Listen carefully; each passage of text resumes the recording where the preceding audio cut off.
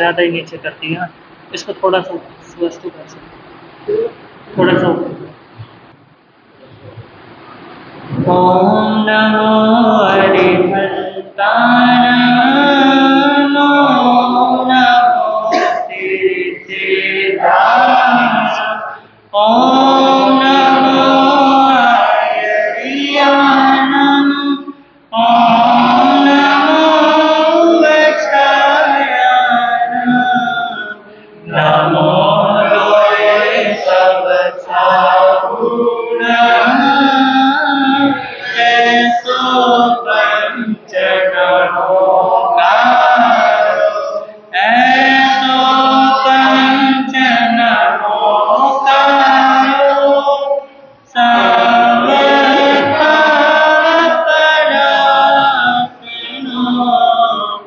मंगलाय च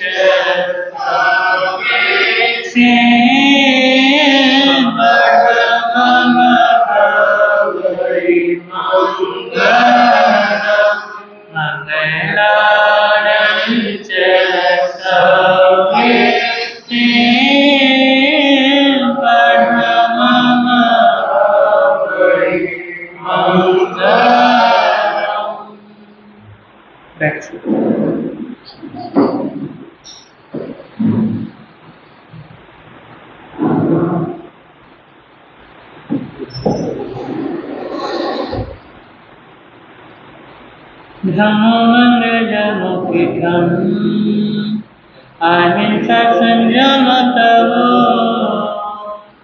देवादितं नमस्ते जस धम्मे संयमनो भगवन तेरी आराधना भगवन तेरी आराधना मेरी जिंदगी की शान हो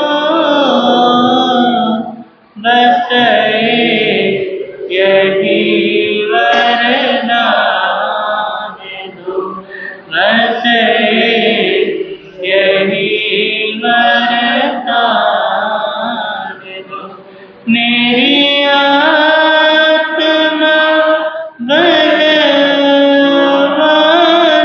हो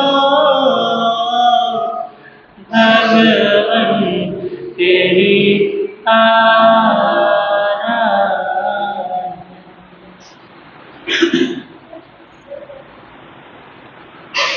सर्वप्रथम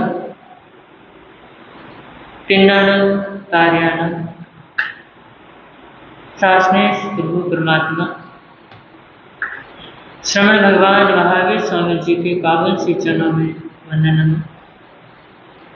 समस्त गुरु भगवंतों के पावन श्री चरणों में वंदन करने के पश्चात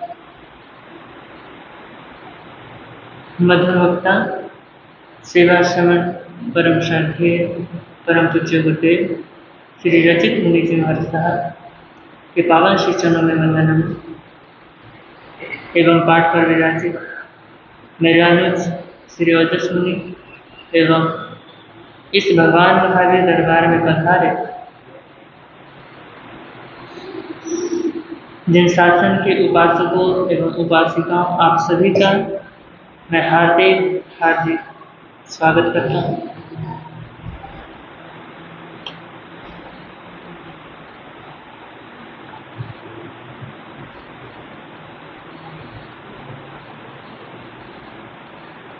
हम सबकी यात्रा किसकी चल रही है? कल्याण मंदिर की यात्रा चल रही है और हम क्या हो गए अब मंजिल तक पहुंच चुके हैं और आज कल्याण मंदिर की पूर्णाहुति है। तो देखिए भारतीय अध्यात्म परंपरा में परमात्मा और सुगुरु सदगुरु इनकी भक्ति और स्तुति को क्या दिया गया है? बहुत ही महत्व दिया गया है। वस्तुतः देखा जाए तो परम के प्रति समर्पण और एकनिष्ठ प्रेम की अभिव्यक्ति ही क्या है? भक्ति। भक्ति है। अध्यात्म की इसी पवित्र भूमि पर, अध्यात्म की इसी भूमिका पर स्तोत्र एवं स्तुति काव्यों की क्या हुई? रचना हुई। और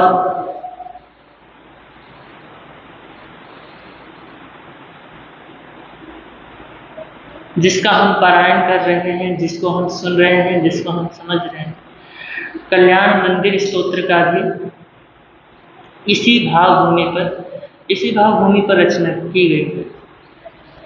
और इसके रचयिता हैं आचार्य सिद्धसेन दिवाकर जी। तो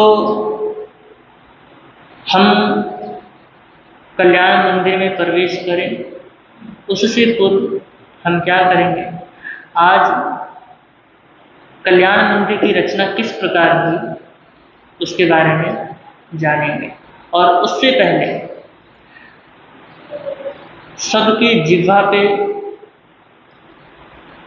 गुंजायमान एक भक्ति गीत जो भगवान पार्ष के लिए गाया जाता है, हर व्यक्ति क्या करता है? उसको गुनगुनाता है।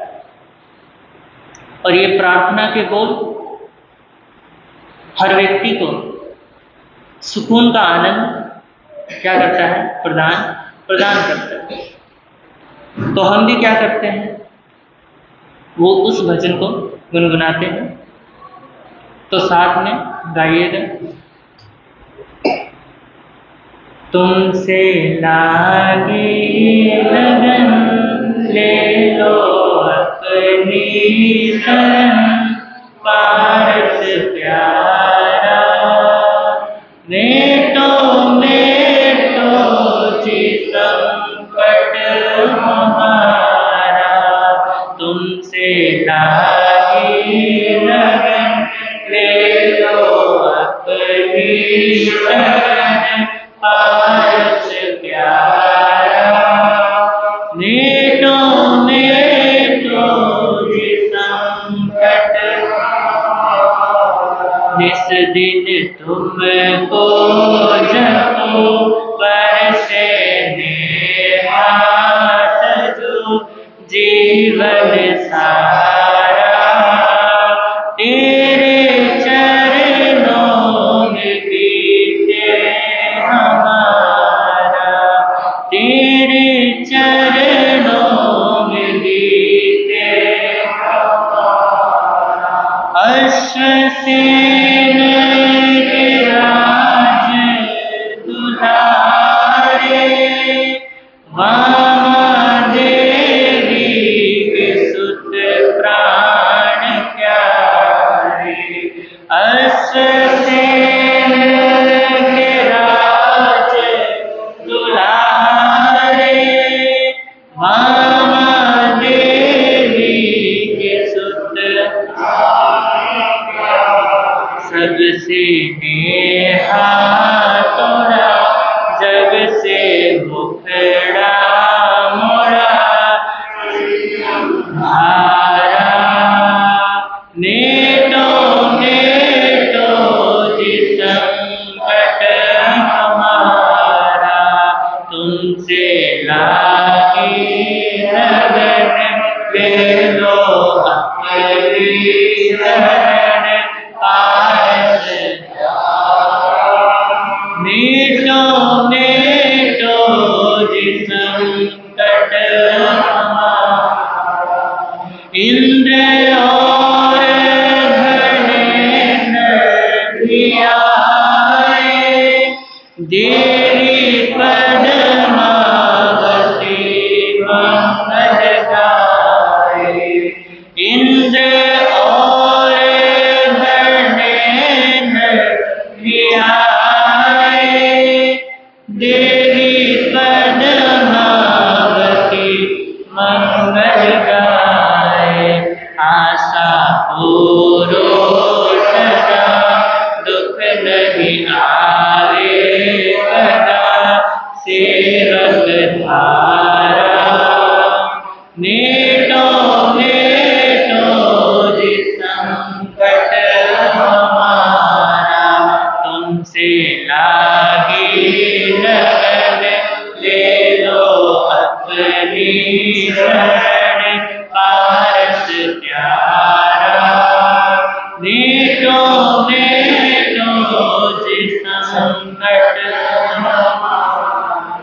इस दिन तुमको जब ऊपर से हाथ दो, जीवन सारा तेरे चरणों में बीते हमारा, तेरे चरणों में बीते हमारा।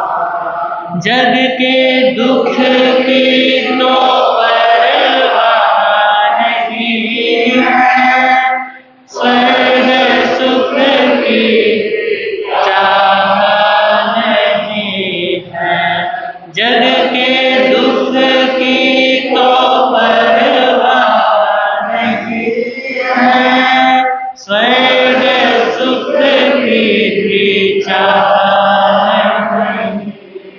मैं तो जन्म मरण होवे ऐसा यतन, पारस प्यारा नेटों में तो संकट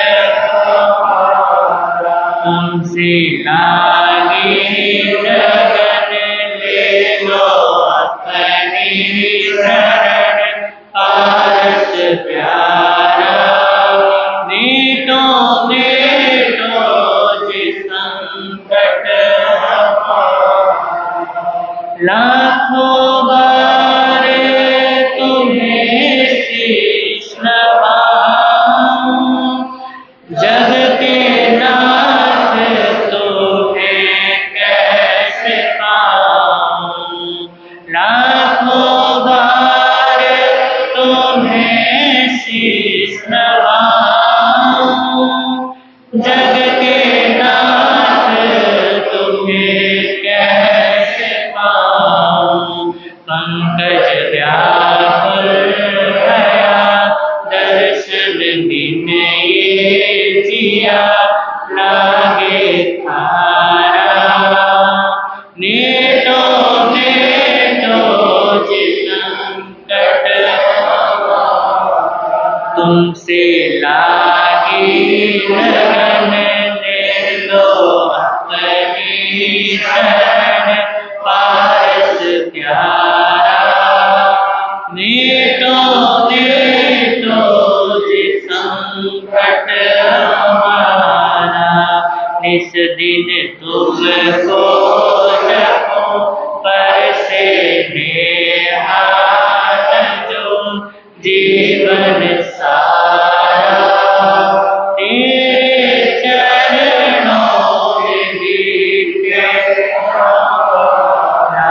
तुमसे लागी लगन, ले लो अपनी शरण, पारस प्यारा नेटों में तो संकट,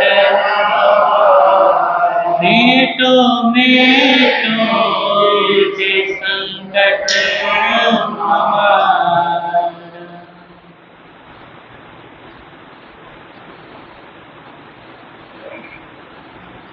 तो ले चलता हूँ आपको उस समय। ये घटना है 5वीं शताब्दी की, जब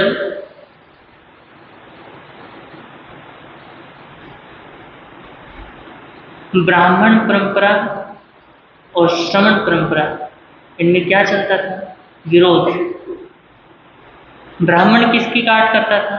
श्रमण परंपरा की। और श्रमण परंपरा जब वो काट करते थे तो जनशासन की प्रभावना के लिए जवाब तो देना ही होता था, तो शास्त्रार्थ बहुत चला करते थे। तो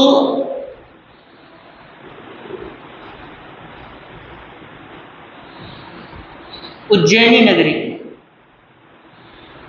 जो उस समय धर्म की क्या थी? धर्म की नगरी थी। और सचमुच क्या थी? वो धर्म की नगरी थी, क्योंकि वहाँ का जो राजा था वो स्वयं ही क्या था? खुद ही धर्मात्मा था, खुद ही इतना विद्वान था। और उस राज्य का जो राजा था वो और कोई नहीं, राजा विक्रमादित्य थे। और उस राज्य में ब्राह्मण वंश और कात्यायन गोत्र,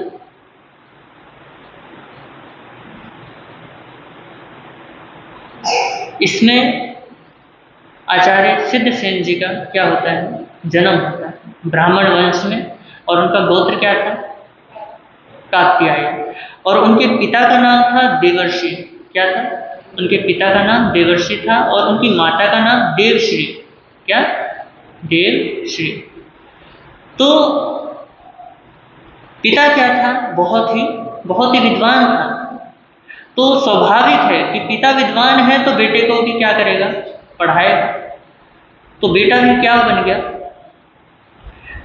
4 वेद 18 पुराण और 6 दर्शनों के प्रकांड क्या बन गए, विद्वान बन। और अपने उस विद्वत्ता पर आचार्य, उस टाइम तो सिद्धसेन थे, पंडित सिद्धसेन को बड़ा क्या था, घमंड था। और उस समय हमारे श्रवण परंपरा में वृद्धवादी जी बहुत ही उस टाइम क्या थे, प्रसिद्ध थे। उनका क्या हो रहा था, उनके नाम का हर जगह डंका बज रहा था। तो पंडित सिद्धसेन ने सोचा कि क्यों ना मैं इस श्रवण से क्या करूं, शास्त्रार्थ करूं। अंदर क्या हुई, जिज्ञासा हुई कि ऐसा कौन सा आदमी है जो अपने नाम का क्या कर रहा है, हर जगह ध्वजा लहरा रहा है। तो उनसे मिलने की जो लालसा थी क्या होने लगी, बढ़ने लगी कि मैं क्या करूंगा उनसे, जब मिलूंगा तो शास्त्रार्थ जरूर करूंगा। तो एक बार अवंती की ओर विहार करते हुए वृद्धवादी जी क्या हो रहे थे, आ रहे थे। और इधर अवंती से पंडित सिद्धसेन कहीं जा रहे थे। तो मार्ग में वृद्धवादी जी को कौन मिले, पंडित सिद्धसेन जी मिले। और पंडित सिद्धसेन जी को कौन मिले, आचार्य वृद्धवादी। तो जो पंडित सिद्धसेन जी थे उनको खुद पे क्या था, अभिमान था कि मैं क्या हूँ, विद्वान हूँ। तो मार्ग मुझे क्या करना चाहिए, सबसे पहले मिलना चाहिए। छोटा सा रास्ता था। उन्होंने कहा कि पहले मैं जाऊंगा। सिद्धसेन जी ने कहा कि पहले मैं जाऊंगा, तुम क्या करो, रास्ता छोड़ो। तो वृद्धवादी जी ने देखा कि इसको क्या है, अहंकार आदमी का क्या है, पतन का कारण है। तो ये अहंकार इसके लिए अच्छा नहीं है। तो उन्होंने कहा कि मैं भाई क्या हूँ, मेरे को भी जाना है। तो ऐसा करो, तुम मेरे को मार्ग दे दो, मैं चला जाऊंगा। ना वृद्धवादी जी हटे ना वो हटे। तो फिर बात करते करते बात में क्या निकला कि तुम कौन हो। तो उसने कहा मैं श्रवण वृद्धवादी हूँ। जब ये सुना तो उसने कहा अच्छा तुम वृद्धवादी हो, बोला हाँ। तो उन्होंने कहा कि मुझे तुमसे शास्त्रार्थ करना है। उन्होंने कहा कि भैया शास्त्रार्थ ऐसी जगह थोड़ी ना होता है रास्ते में चलते फिरते, उसके लिए तो कुछ गणमान्य लोग चाहिए जो समझदार हैं, पढ़े लिखे हैं। तो ऐसा करते हैं राज्यसभा में चलते हैं। तो सिद्धसेन जी वो मार्ग की जो बात चल रही थी कि भैया अगर क्या कहते हैं हम वहां चले जाएंगे तो मार्ग तो खाली हो जाएगा, तो पहले कौन जाएगा किसी का पता ही नहीं चलेगा। तो उन्होंने कहा कि चलो, सिद्धसेन जी ने कहा कि आप किसी को भी मध्यस्थ बना लो, आपको जिसको अच्छा लगे उसको मध्यस्थ बना लो। तो उन्होंने गोपालक को क्या बना लिया, मध्यस्थ बना लिया। यानी जो गौ चरा रहे थे उनको बुलाया और उनको मध्यस्थ बना लिया कि भैया हम दोनों के बीच क्या होगा, शास्त्रार्थ होगा। क्या होगा, वाद विवाद होगा। तो तुमको क्या करना है, निर्णय देना है। क्या करना है, निर्णय देना है कि कौन जीता कौन हारा। तो ये बात उन गोपालकों को भी जच गई। उन्होंने कहा कि चलो आज हमारे को राजा जैसा कार्य करने का मौका मिला है। तो उन दोनों के बीच क्या होने लगा, शास्त्रार्थ होने लगा। सबसे पहले सिद्धसेन जी ने क्लिष्ट संस्कृत में, यानी ऐसे संस्कृत जिसको समझ पाना साधारण आदमी के बस की नहीं थी। तो उन्होंने उसमें क्या करने लगे, अपनी बात रखने लगे। और इधर क्या होने लगा, जो गोपालक थे वो कहने लगे कि पता नहीं क्या बक बक कर रहा है, हमारे को तो समझ ही कुछ नहीं आ रहा, क्या बोले जा रहा है ये। तो फिर उसके बाद बोला, ओए चुप हो जा, अभी हमारे को क्या करने दे, अब इनका सुनने दे क्या बोलेंगे ये। तो फिर गिरधवादी जी की बारी आई। उन्होंने देखा, समयज्ञ थे, समय के क्या थे, ज्ञाता थे। उन्होंने समय के अनुसार क्या किया, उन्हीं की भाषा में, प्राकृत भाषा में क्या किया, उन्होंने उनको समझाया कि चोरी करना पाप है, अहिंसा का पालन करना चाहिए, सत्य का क्या करना चाहिए, हमें अनुसरण करना चाहिए। तो भगवान महावीर के जो सिद्धांत थे उन्होंने क्या किए, साधारण आदमी की भाषा में उनको समझाया और उनको समझ भी आ गए। और बोला कि बात इनकी क्या है, इनकी सही है, और तुम पता नहीं क्या बक बक करे जा रहे हो, तुम क्या हो, तुम्हारे। तो पंडित सिद्धसेन जी का उनकी प्रतिज्ञा थी कि जिस दिन मैं जिस व्यक्ति से शास्त्रार्थ में क्या हो जाऊंगा, हार जाऊंगा, उस दिन मैं उसका शिष्यत्व क्या कर लूंगा, ग्रहण कर लूंगा। तो जब निर्णय सुना दिया गोपालकों ने कि क्या कहते हैं, गिरधवादी जी जीते और तुम हारे, तो उनको क्या कर दिया, विजेता गिरधवादी जी को घोषित कर दिया। और उसके बाद जो पंडित सिद्धसेन थे वो क्या हो गए, उन्होंने प्रतिज्ञा के अनुसार उनका शिष्यत्व ग्रहण कर लिया, यानी वो उनके क्या बन गए, शिष्य बन गए। और शिष्य बन गए, उसके बाद गिरधवादी जी क्या हुए, प्रसन्न हुए कि हमारे जन शासन में एक और बढ़ोतरी हुई। क्यों हुई, क्योंकि इतने प्रकांड विद्वान क्या हुए, हमारे जन शासन के लिए समर्पित हुए हैं। तो सिद्धसेन जी ने उनको क्या दी, दीक्षा दी।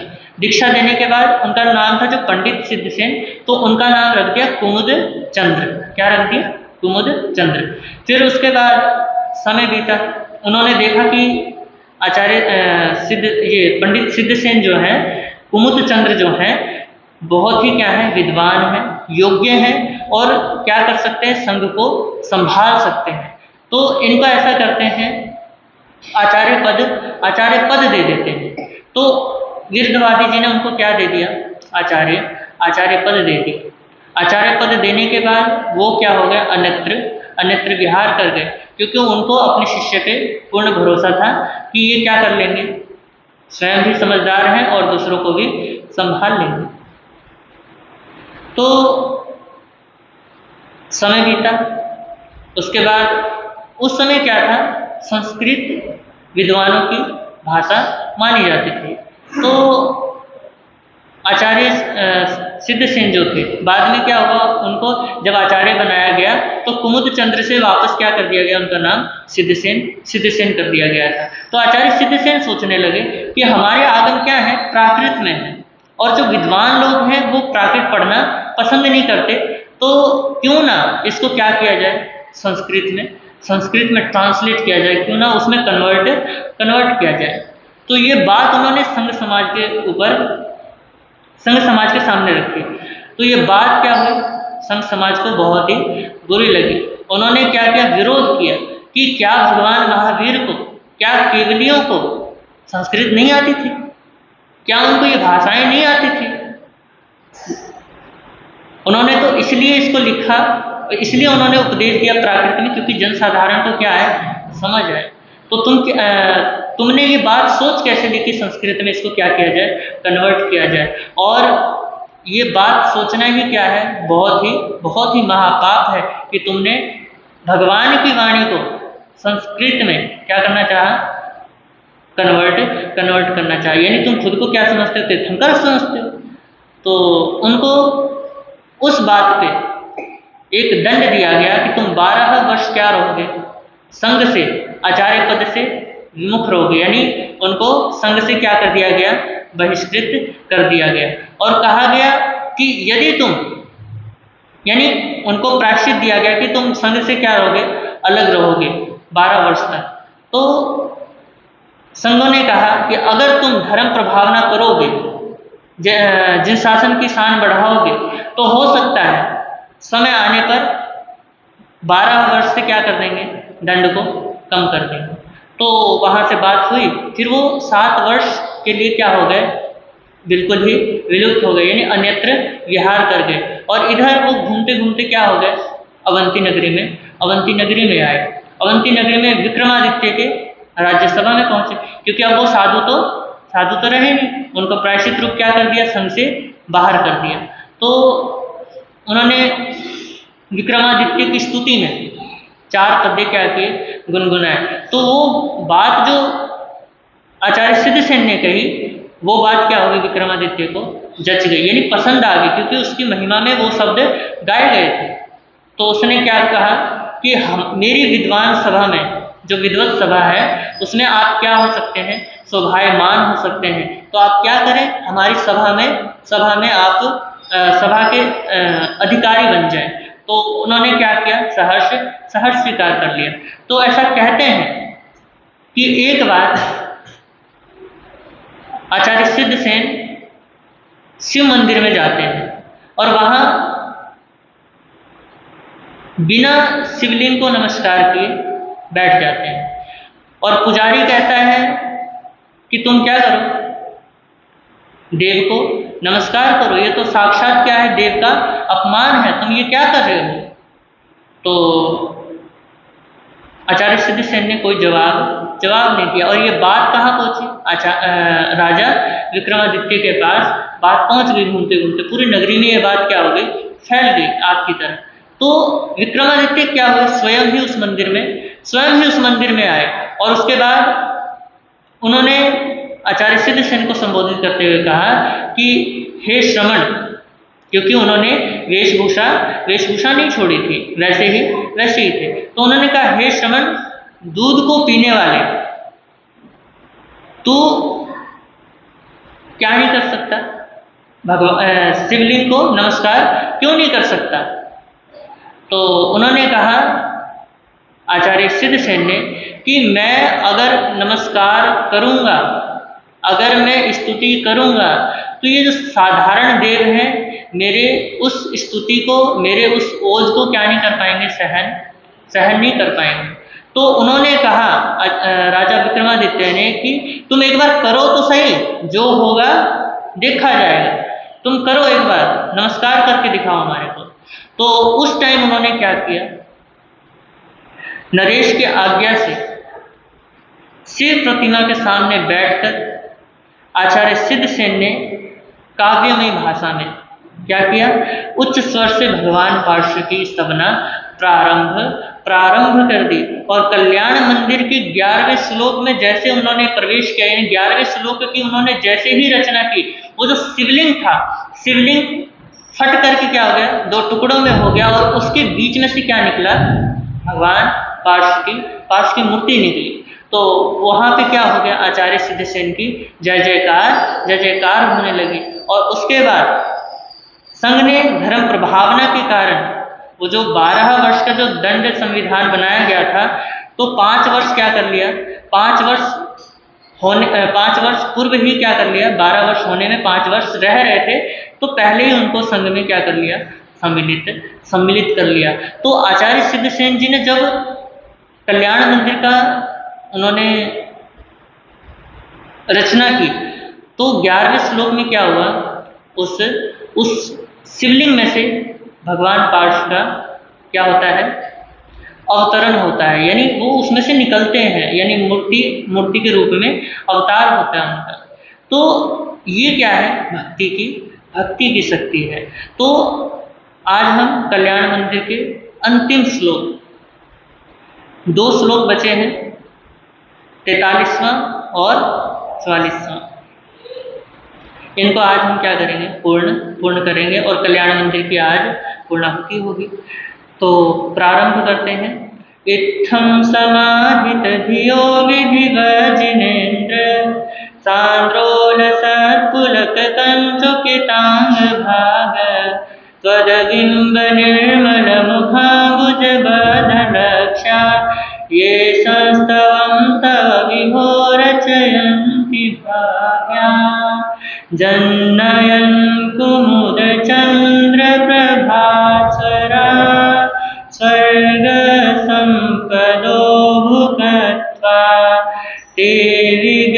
चितमल निचया अचिरान मोक्षं प्रपद्यन्ते अचिरान मोक्षं प्रपद्यन्ते। इसके अर्थ में प्रवेश करते हैं। इत्थम यानी इस तरह, समाहित धिय यानी सावधान बुद्धि से युक्त हो, विधिवत यानी विधि पूर्वक, जिनेन्द्र यानी हे जिनेन्द्र, सांद्र उल्लसत पुलक कंचुकितांग भाग यानी सघन रूप से उठे हुए रोमांचों से व्याप्त शरीर के अवयव जिनके ऐसे, त्वद बिंब निर्मल मुखाम्बज बद्ध लक्ष्य यानी आपके निर्मल मुख कमल की ओर अपलक लक्ष्य करके, ये यानी जो, संस्तवम यानी स्तवन, तव यानी आपका, विभो यानी हे प्रभु, रचयंती यानी रचते हैं, भव्या यानी भव्य जन, जन नयन कुमुद चंद्र यानी हे प्राणियों के नेत्र रूपी कुमुद कमलों को विकसित करने के लिए चंद्रमा की तरह शोभायमान देव, प्रभास्वरा यानी दैदीप्यमान, स्वर्ग संपदा यानी स्वर्ग की विभूतियों को, भुकत्वा यानी भोग कर, विगलित मल निचय यानी कर्म रूपी मल समूह से रहित हो, अचिरात यानी शीघ्र ही, मोक्षम प्रपद्यन्ते यानी मुक्ति को प्राप्त करते हैं। तो आचार्य सिद्धसेन जी फरमा रहे हैं कि हे जिनेन्द्र, जन जन के नयन कमल को विकसित करने वाले चंद्र, इस प्रकार स्वस्थ बुद्धि वाले, सघन उल्लास के रोमांच से कंचुकित शरीरावयव वाले और तुम्हारे चंद्रमंडल के समान निर्मल मुख कमल पर लक्ष्यबद्ध होकर जो भव्य प्राणी विधि पूर्वक तुम्हारा स्तवन करते हैं, वे दीप्त स्वर्ग संपदाओं का भोग कर, कर्म समूहों को नष्ट कर शीघ्र ही मोक्ष को प्राप्त हो जाते हैं। तो आचार्य सिद्धसेन जी ने भगवान पार्श्व की स्तुति में क्या किया? कल्याण मंदिर की रचना की। तो काव्य की समाप्ति में वे लिखते हैं, इत्थम समाहित धियो विधिवत जिनेन्द्र यानी हे जिनेन्द्र, जैसे मैंने स्तुति की है, आपने सुना ही है किस प्रकार उन्होंने स्तुति की है, तो वो कह रहे हैं जैसे मैंने स्तुति की है वैसे ही समाहित बुद्धि वाले यानी विवेकशील बुद्धि वाले, बुद्धिमान सज्जन लोग विधि पूर्वक आपकी क्या करें? स्तुति करें। यानी वो क्या दे रहे हैं? निर्देश दे रहे हैं कि तुम्हें जैसे मैंने स्तुति की है वैसे ही स्तुति बुद्धिमान लोगों को करना चाहिए। बुद्धि का होना क्या है एक बात है, और समाहित बुद्धि का होना अलग बात है। तो कहा गया कि समाहित बुद्धि यानी बुद्धि में क्या हो जाए? एकाग्रता आ जाए। बुद्धि में क्या हो जाए? एकाग्रता स्थापित हो जाए। जब बुद्धि में एकाग्रता आती है तो चित्त हमारा क्या होता है? समाधि में स्थित हो जाता है। तो व्याकुल चित्त में क्या नहीं होती है? एकाग्रता स्थापित नहीं होती। तो चित्त जब समाधि पूर्वक होता है तब उसमें एकाग्रता का क्या होता है? विकास होता है। तो आचार्य सिद्धसेन जी कहते हैं, त्वदबिंब निर्मल मुखाम्बुज बद्ध लक्ष्य यानी समाहित बुद्धि वाले। कौन से? एकाग्र बुद्धि वाले जो लोग हैं उनका लक्ष्य आपके निर्मल मुख कमल को देखने में क्या है? लगा हुआ है।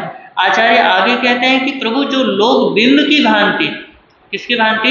जैसे हम दर्पण में देखते हैं, कहते हैं कि दर्पण में पड़ने वाले प्रतिबिंब की भांति आपके मुखाब्ज को देखते हैं। उसे देखना जिनका क्या है? लक्ष्य बना हुआ है। ते संस्तवम तव विभो रचयन्ति भव्य यानी वे भव्य लोग तुम्हारे स्तवन की क्या करते हैं? रचना करते हैं। जो आपको क्या कर रहे हैं? निहार रहे हैं।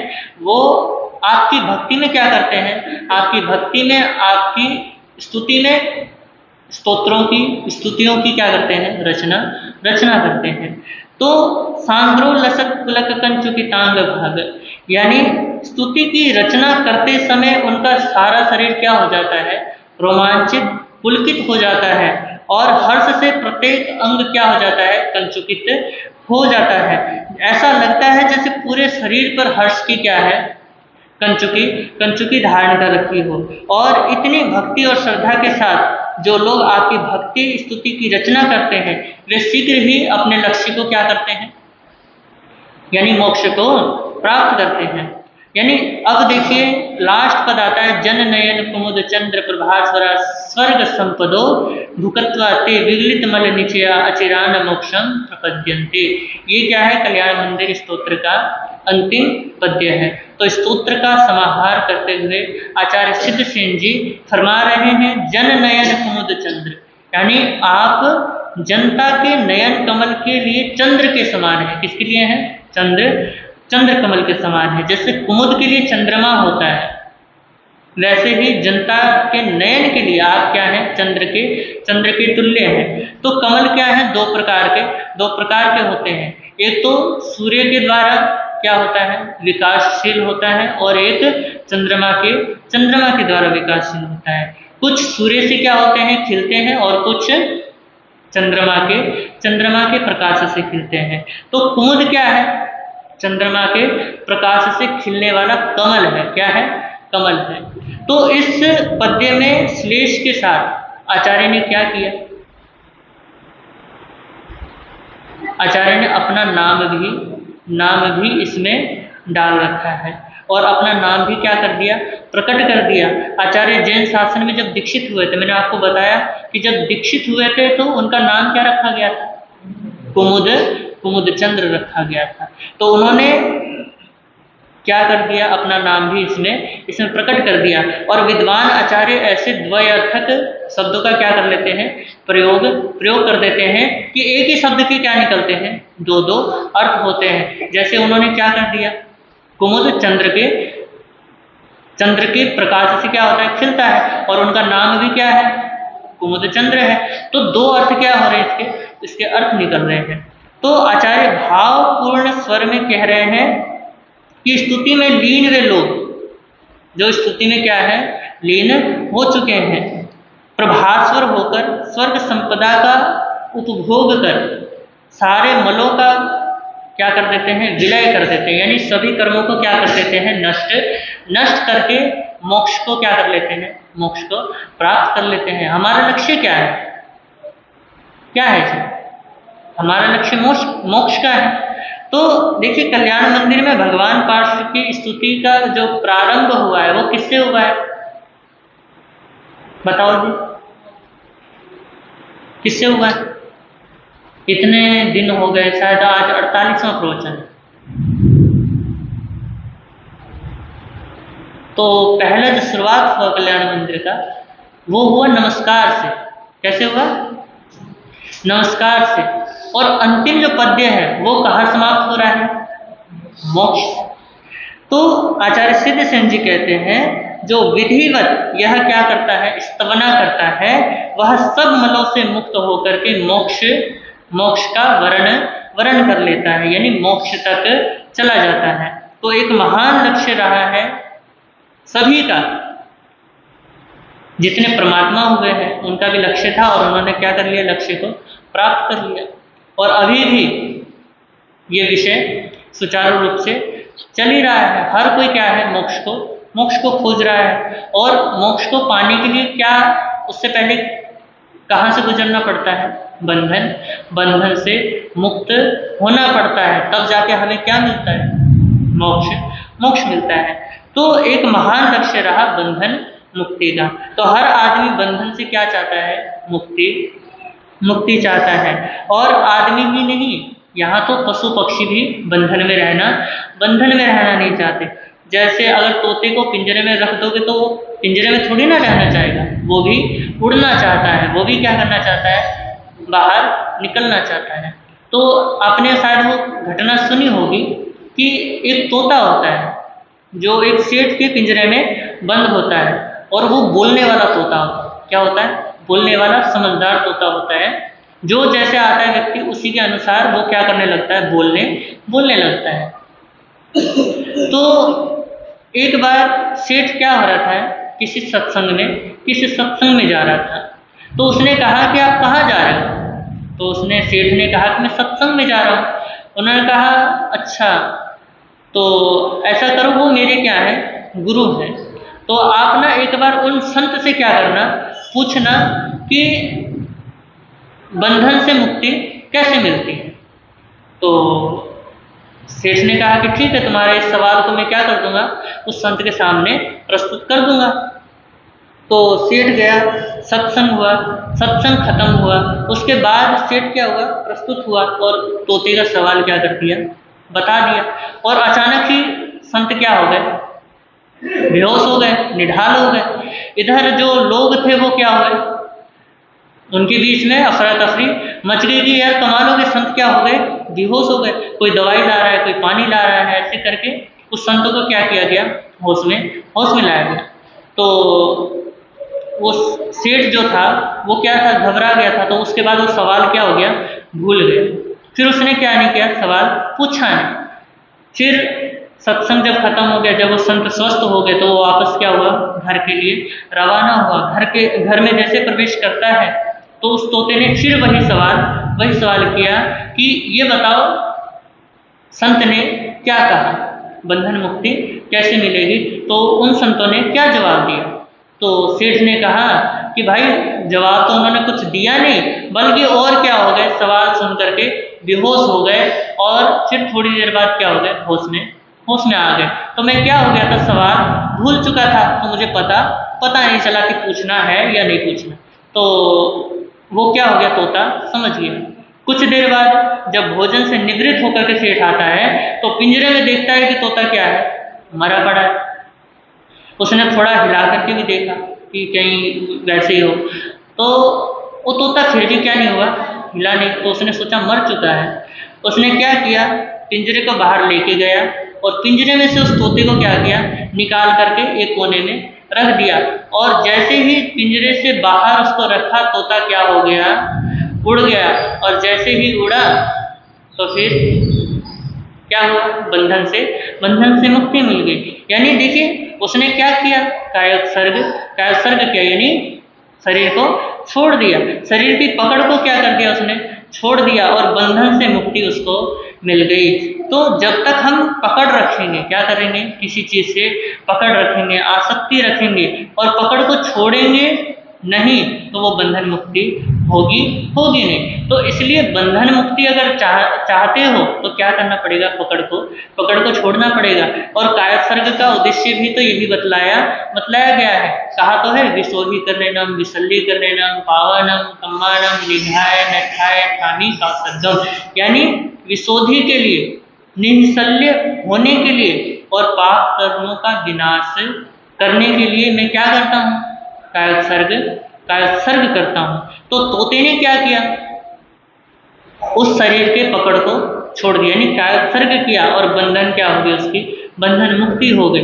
तो सेठ को भी संत के निढाल होकर गिरने का रहस्य क्या हो गया, पता चल गया कि उसने क्या किया, संत ने उस तोते का जवाब दिया था। तो व्यक्ति क्या होता है, उसको किसी भी चीज से आसक्ति नहीं रखना चाहिए। तो व्यक्ति बंधन से मुक्त होने के लिए क्या करता है, छटपटाता है। और आत्मा में यह क्या रहती है, छटपटाहट निरंतर चलती ही रहती है। और अभी भी क्या हो रही है, चल रही है। और हर आदमी क्या चाहता है कि मैं क्या हो जाऊं, किसी तरीके से मुक्त हो जाऊं, इन दुखों से क्या कर जाऊं, छुटकारा पा जाऊं। तो वह कभी नहीं चाहता, कौन नहीं चाहता, आत्मा कभी नहीं चाहता कि मैं शरीर के बंधन में क्या रहूं, बंद रहूं। आत्मा भी स्वतंत्रता चाहता है, स्वतंत्र रहना चाहता है, अपनी स्वतंत्र सत्ता को क्या करना चाहता है, पाना चाहता है। अभी वह क्या है, बंधन में है। क्या है, अभी वह शरीर के बंधन में है। और कितने बंधन और है और कितना आवरण है, ये अभी कुछ पता नहीं है। कितनी बंधी हुई है आत्मा, ये भी पता नहीं है। तो यदि कोई ऐसा संत मिल जाए, महापुरुष कहते हैं, आचार्य सिद्धसेन जी स्वयं बतला रहे हैं कि अगर कोई ऐसा संत मिल जाए, कोई ऐसे सदगुरु की क्या मिल जाए, शरण मिल जाए, तो मुक्ति का रहस्य क्या कर क्या कर सकता है, रहस्य बता सकता है। तो आत्मा का क्या होगा? अगर कोई ऐसा सदगुरु मिल जाए तो मुक्ति का रास्ता तो बताएगा, और जब मुक्ति का रास्ता बताएगा तो आत्मा का क्या होगा? ऊर्ध्वारोहण होगा, यानी आत्मा क्या होगी? ऊपर की ओर उठ जाएगी।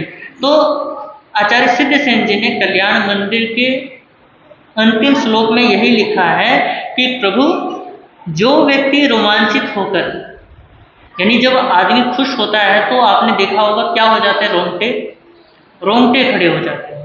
तो रोमांचित होकर, पुलकित होकर, समाहित बुद्धि से एकाग्रता के साथ आपकी क्या करता है?